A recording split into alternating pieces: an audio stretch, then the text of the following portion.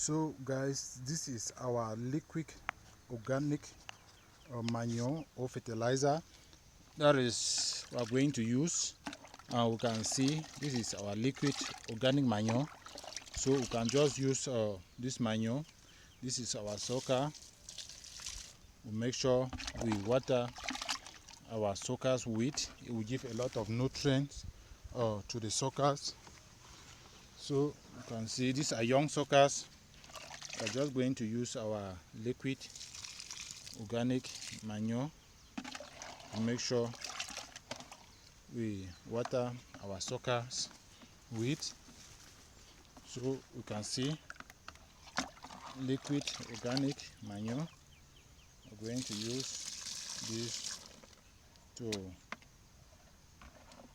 water or to water our sucker with. It will give the sucker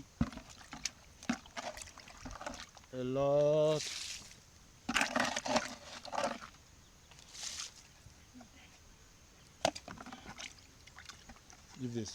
of manure. So that is it. That is the use of our liquid organic manure. This is our farm, and we are happy that all the plantains are growing very healthily. So thank you for watching. I hope you love the video. Share and subscribe. See you in the next video.